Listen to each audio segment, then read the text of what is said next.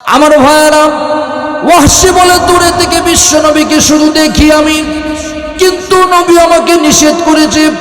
কোনোদিন নবীর সামনে আসি নাই, আল্লাহ নবীর সামনে কোনোদিন আমি আসি নাই। দূরে শুধু দেখি নবী আমার সেজদা দেয়, নবী আমার রুকু দেয়। আল্লাহর নবীকে আমি প্রাণ ভরে দেখি, দূরে থেকে দেখি নবী আমার হাসি, আর সুন্দর হাসিতে নবীর চেহারা দেখে আমি খুশি লাগে। কিন্তু নবী বলেছে আমার সামনে আসবে না। আল্লাহ নবী যেদিন ইন্তিকাল করে বিদায় নিয়ে চলে যায়, ওয়াহশী বলে আমার নবী বলেছে নবীর সামনে কোনোদিন যেন না আসি।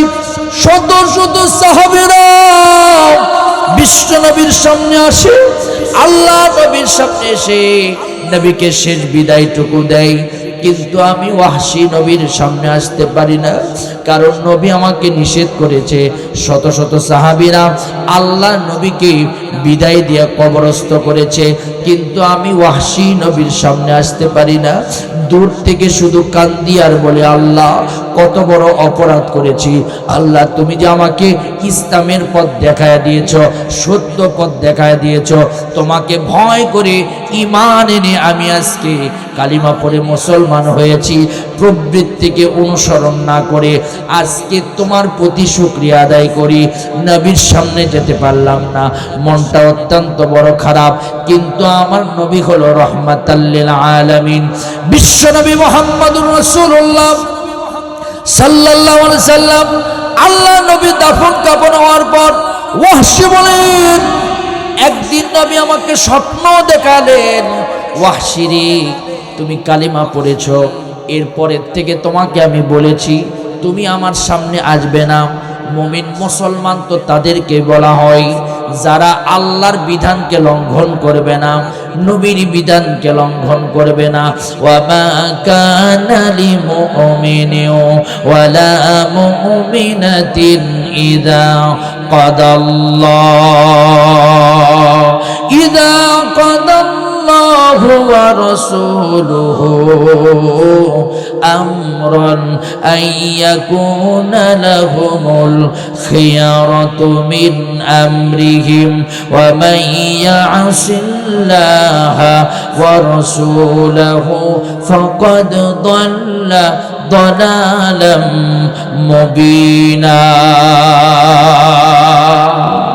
আল্লাহ বলেন মুমিন পুরুষ নারী ততক্ষণ মুমিন হতে পারবে না যতক্ষণ পর্যন্ত আল্লাহর বিধানগুলোকে লঙ্ঘন করবে না। আল্লাহ এবং তার রাসূলের বিধান লঙ্ঘন করলে সে মুমিন হতে পারবে না।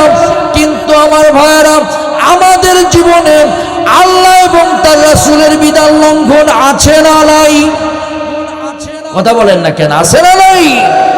এই কোরআনের বিধান লঙ্ঘন করা আমাদের আছে না নাই? জীবনে আল্লাহ বলেছেন একজন মুমিনের জন্য 5 ওয়াক্ত নামাজ। জোরে বলেন তো কয় ওয়াক্ত? আরো জোরে হাত তুলে বলেন কয় ওয়াক্ত? আমরা 5 ওয়াক্ত নামাজ না পড়লে পরিপূর্ণভাবে মুমিন হতে পারবো না। কিন্তু দেখবেন ফজরের নামাজের সময় দেখবেন মসজিদে মুসল্লি নাই, জুমার নামাজের সময় মসজিদে মুসল্লি আছে। কথা বলেন ঠিক কিনা? তাহলে আল্লাহর বিধান আমরা লঙ্ঘন করলাম। আল্লাহ বলছেন আকিমুদ্দিন ওয়ালা তাতাফাররাকু ফীহি, তোমরা দিন কায়েম করো। দিন কায়েমের ব্যাপারে তোমরা কখনোই বিচ্ছিন্ন হও না। কিন্তু দেখবেন নামাজ পড়ে, রোজা রাখে, হজ করে, যাকাত দেয়, হাজী সাহেব যখন বলবেন হাজী সাহেব একটু দিন কায়েমের জন্য আসেন, ইসলাম কায়েমের জন্য রাস্তায় আসেন, হাজী সাহেব বলে না ওগুলোর ভিতরে আমি নাই, আমি নামাজ পড়ব, রোজা রাখবো। আল্লাহ পাক কোরআনে কারিমে বলছেন আকিমুদ্দিন ওয়ালা তাতাফাররাকু ফীহি, দিন কায়েমের ব্যাপারে কোনো প্রকার এদিক সেদিক হওয়া যাবে না। তাহলে আওয়াজ করে বলেন তো দিন কায়েমের আন্দোলনে আমাদেরকে শামিল থাকার দরকার আছে না না? আমার ভাইয়েরা, দেখবেন আল্লাহ পাক কোরআনে কারিমে সুন্দর করে বলেছেন, আল্লাহ রাব্বুল আলামিন বলেছেন ইন্নাল্লাহা ইয়া'মুরুকুম আতুওয়াতুল আমানাতি ইলা আহলিহা। এই পৃথিবীর মানুষের কাছে আমি আমানত দিয়েছি, অনেক বিষয় আমানত দিয়েছেন। আল্লাহর কোরআনকে আমানত দিয়েছেন। আল্লাহ রাব্বুল আলামিন আমাদেরকে আমাদের অধিকারগুলো আদায় করে নেওয়ার জন্য আমাদেরকে আমানত দিয়েছেন। দেখবেন অনেক আমানতের খেয়ানত আমরা করি। দেখবেন আমার ভাইয়েরা, আল্লাহর বিরুদ্ধে সিল মারার লোক এই দেশে জোরে বলেন আছে না? না, আল্লাহর বিরুদ্ধে ইসলামের পক্ষে আমার ভাইয়েরা ইসলামের পক্ষের শক্তিকে পছন্দ করে না এরকম লোক নামাজি হাজি গাজী আছে না? নাই, এইরকম লোক আছে। কিন্তু আল্লাহ বলেছে একটা বিধান লঙ্ঘন করলে সে ঈমানদার হতে পারবে। জোরে বলেন পারবে। এই জন্য আমাদেরকে শপথ নিতে হবে আগামীতে আল্লাহর কোরআনের পক্ষে থাকতে হবে আমাদেরকে। এখন হিজবুল্লাহ আর হিজবুশ শয়তান, আল্লাহর দল আর শয়তানের দল পার্থক্য হয়ে যাবে। যদি আল্লাহর দলে থাকতে পারেন আপনি জান্নাতি, আর আল্লাহর দলে না থাকতে পারলে আপনি জাহান্নামী। আমার রাসূল তায়েফের ময়দানে রক্তাক্ত হয়েছেন, উহুদের ময়দানে আমার নবী দন্দান মোবারক শহীদ করেছেন। আমার বিশ্ব নবী মুহাম্মাদুর রাসূলুল্লাহ 27টা যুদ্ধের নেতৃত্ব দিয়েছেন। শুধু তাই নয়, আমার নবী রক্তাক্ত হয়েছেন, উহুদের ময়দানে নবীর একটা দন্দান মোবারক শহীদ করে দিয়েছে। তারপরেও আমার নবী দিন কায়েমের আন্দোলন থেকে এক চুল পরিমাণ পা পিছলে যান নাই, সরে যান নাই। আগামী দিন এসেছে, দিন কায়েমের জন্য আমাদেরকেও ইসলামের ঝান্ডা তুলে নিতে হবে। কথা বলেন ঠিক কিনা? বাতিল বেঈমানেরা কোরআনের আলোকে নিভিয়ে দেওয়ার জন্য বিভিন্নভাবে ষড়যন্ত্র করছে। আমাদেরকে কোরআনের আলো জ্বালানোর জন্য আমাদেরকে এক একজনকে ওমরের ভূমিকা পালন করতে হবে। কথা বলেন ঠিক কিনা? কিন্তু আমরা এই বিষয়গুলো থেকে পিছনে আল্লাহ পাক এই কোরআনে কারিমের ভিতরে জিহাদের কথা 918 বার বলেছেন। আমার ভাইয়েরা, আমার প্রিয় বন্ধুগণ, দিন কায়েমের ব্যাপারেও আল্লাহ পাক কথা বলেছেন কোরআনের কারিমে। আল্লাহ পাক বলেছেন ওয়াজাহিদু ফিল্লাহি হাক্কা জিহাদি হুয়া ইজতাবাকুম ওয়া মা জাআল আলাইকুম ফিদ্দীন মিন হারাজ মিল্লাতা আবিকুম ইব্রাহিম হুয়া সাম্মাকুমুল মুসলিমিন।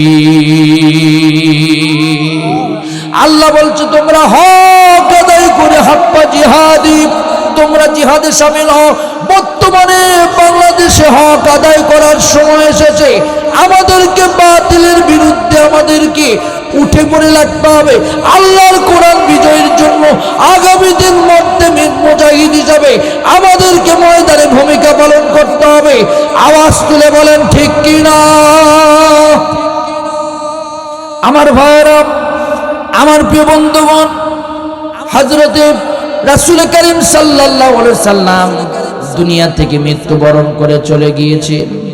ওয়াহশী বলছে, শোনেন, আমি আমার নবীকে জানাজায় শরীক হতে পারি নাই। নবীর চেহারাকে আমি দেখতে পারি নাই, কারণ নবী বলেছেন কোনোদিন আমার সামনে আসবে না। কেমন মুসলমান ছিল, কেমন ইমানদার ছিল, নবীর আদেশকে কেমন পালন করেছে। মা আতাকুমুর রাসূল ফাখুযুহু ওয়া মা নাহাকুম আনহু ফান্তাহু। নবী যা বলেছে, যা এনেছে তা ধারণ করো, যা নিষেধ করেছে তা তোমরা করো না। আমার ভাইয়েরা, এমন অবস্থা যখন তৈরি হলো, ওয়াহশী বলছে আমার মনে দুঃখ, ঈমান আনলাম কিন্তু নবীর সামনে, নবীর সৌবতি, নবীর জান্নাতি চেহারার সামনে আমি বসে থেকেছি, কিন্তু নবীর কাছাকাছি যাওয়ার সুযোগ হয় না আমার, কারণ নবী আমাকে নিষেধ করেছেন। আল্লাহ নবীর এই আক্ষেপের কথাগুলো নিয়ে ওয়াহশী হঠাৎ করে সেই দিন রাতের বেলা ঘুমায়া গিয়েছে। নবী ওয়াহশীকে ডাক দিয়ে বলছেন, ওয়াহশী আসসালামু আলাইকুম। ওয়াহশী রে, তুমি দুনিয়ার জিন্দেগিতে থাকতে তুমি আমার বিধান লঙ্ঘন করো নাই, যেদিন থেকে ঈমান এনেছো তোমাকে বলেছিলাম তুমি আমার সামনে আসবে না, সেদিন থেকে তুমি আমার সামনে আসো নাই। ওয়াহশী রে, তুমি যদি আমার সামনে আসতে আমার চাচার এই নির্মম হত্যার কথা মনে পড়ে যেত। আমার চাচা সাইয়্যিদুশ শুহাদা, শহীদদের সর্দার, আমার চাচা উহুদের ময়দানে লাশগুলো টুকরা টুকরা লাশগুলো আমি খুঁজে পাই নাই, আমার চাচার পরিপূর্ণ টুকরা লাশগুলো খুঁজে পাই নাই। ওয়াহশী, তুমি সহযোগিতা করেছিলে, কিন্তু কালিমা পড়ার কারণে তোমার প্রতি প্রতিশোধ নিতে পারে নাই, তোমাকে একটা টাচ পর্যন্ত করতে পারে নাই। ওয়াহশী রে, কালিমা পড়েছো, জান্নাতের ঠিকানা পেয়েছো, কালিমা পড়েছো, মুসলমান হয়েছো, তুমি আল্লাহর জান্নাতে চলে যাবে। ওয়াহশী, তোমাকে আজকে স্বপ্নে আমি নবী দেখা দিলাম, আর বললাম ওয়াহশী রে, সকালবেলা যখন হবে তুমি আমার রওজাতে গিয়ে সালাম দিবে।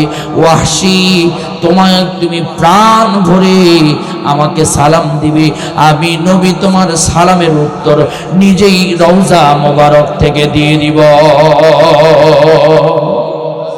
ওয়াহশী স্বপ্ন দেখার পর ওযু বানালেন, তাহাজ্জুদের নামাজ আদায় করলেন, শুকরিয়া আদায় করলেন, আল্লাহর কাছে হাত তুলে বলেন আল্লাহ, ইয়া হায় আল্লাহ, আপনি আমাকে শক্তি দিয়েছেন। রাসূল আমার সাথে স্বপ্ন যোগে দেখা করেছে। নবীর স্বপ্ন কিন্তু মিথ্যা হয় না, কারণ নবীর সুরত ধরে কোনো শয়তান কিন্তু নবীর সুরত গ্রহণ করতে পারে না। কেউ যদি নবীকে স্বপ্নে দেখে, সে যেন সত্য স্বপ্নে দেখলো, আর আল্লাহর নবীকে যে স্বপ্নে দেখলো তার জন্য আল্লাহর জান্নাত যেন ওয়াজিব হয়ে গেল। আল্লাহর নবী বিশ্ব নবীকে স্বপ্নে দেখার পর ওয়াহশী মুনাজাত করলেন, ফজরের নামাজে হাজির হলেন। হবার পর নামাজ শেষ হয়ে গেল, ওয়াহশী এসে নবীর রওজার পাশে দাঁড়ায় গেলেন, দাঁড়ায় বললেন আসসালামু আলাইকুম ইয়া রাসূলুল্লাহ, আসসালাতু আসসালামু আলাইকা ইয়া রাসূলুল্লাহ, আসসালাতু আসসালামু আলাইকা ইয়া হাবিবাল্লাহ।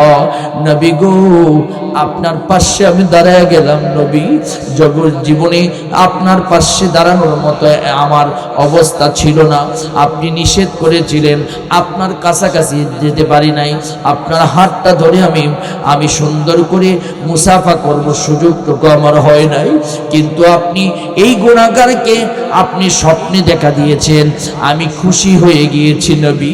আজকে আপনার রওজার পাশে দাঁড়িয়ে গিয়েছি, এতদিন পর্যন্ত দাঁড়ানোর সুযোগটুকু পাই নাই, কারণ আমি ভয় পেয়েছি নবীর রওজার পাশে দাঁড়ালে আপনি রাগ করেন কিনা জানি না।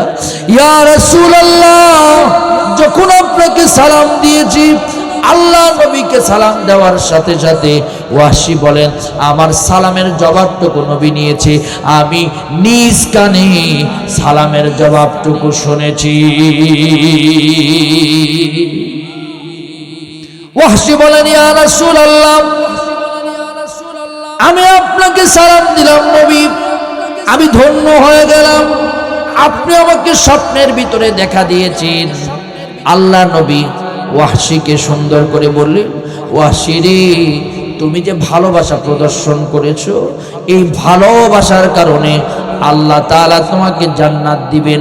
মা আতাকুমুর রাসূল ফাখুযুহু ওয়া মা নাহাকুম আনহু ফান্তাহু।